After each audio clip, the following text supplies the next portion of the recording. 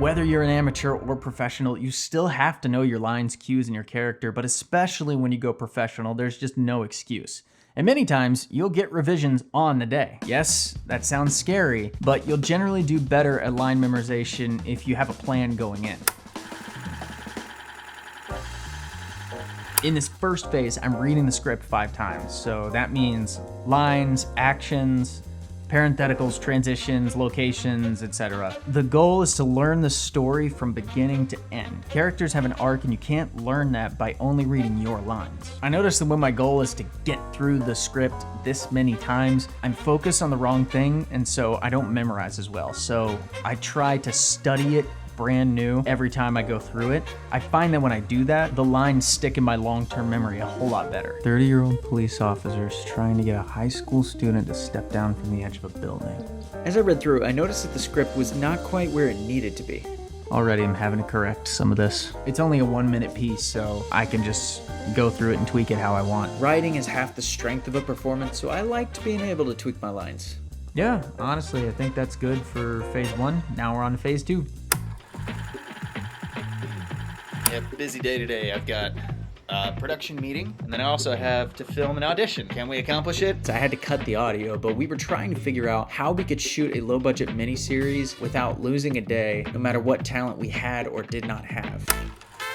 I think memorizing your lines is stressful. Try making a vlog at the same time. In this second phase, I read my lines 5 times each. This is where I come up with different ways of saying things, but also figure out how exactly I want to say it and what kind of interp I want to have. It can be easy to get stuck in a pattern, so you really have to remember your character and really remember his motivation. Motivation is just a fancy way of saying my character means this when he says this. Sometimes I'll write the literal interpretation and make sure I think that when I say my line.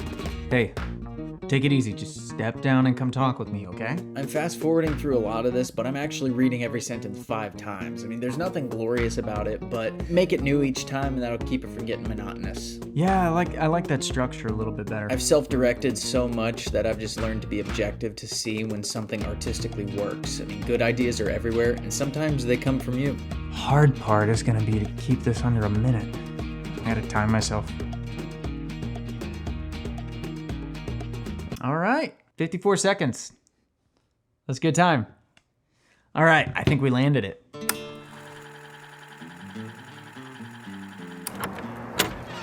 found out we're having a girl, baby's healthy. Ooh, a girl, okay, all right. How far along are you? Tell us. The people want to know. 5 months. Oh, okay, so she still has a way away. Hi, my name is Justin Myrick. I just finished eating a donut. Now, for those of you who don't know. Hi, I'm Miss Lisa. I go by Miss Lisa, that's it. And I'm Chandler's agent. We just got Chandler an audition, TV commercial. This is my other agent, Mr. Steve Lopez.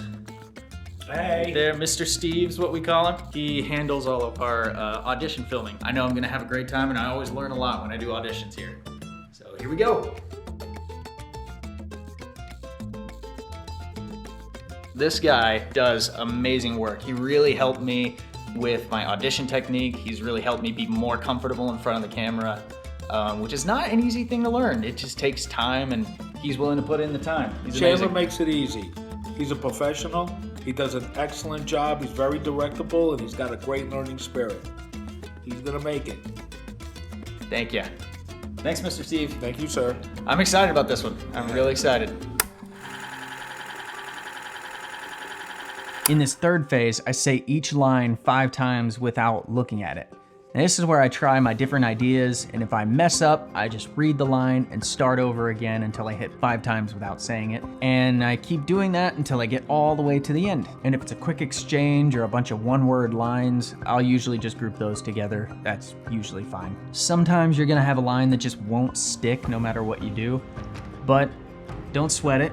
Just keep reviewing it. But if you find yourself getting frustrated, I recommend just stopping right there for a little bit, get some water, take the time to calm down, and then come back to it when you're refreshed. In this phase, I like to make sure that I'm saying my lines in different ways. I try different blocking, sitting, standing, walking around, pacing. That's really important because practice makes permanent and you are expected to be able to deliver any changes that the director asks for. In the case of a monologue, I'm gonna have to stand in the same spot, not move around, and look at the same direction off of camera, so like something like this. So I may not change that up, but what I can change up is the way I motion to things or the things I emphasize. My energy might change. Those are just some examples, but I think in the case of monologue, those are great. So I'm gonna get phase 3 done.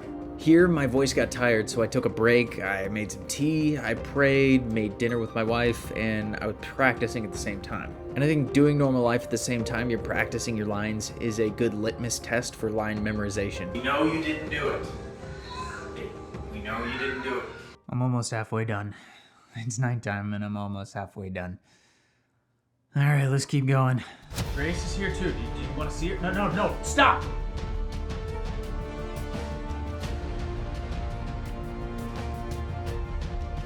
Just listen to me, please. Just listen to me, please.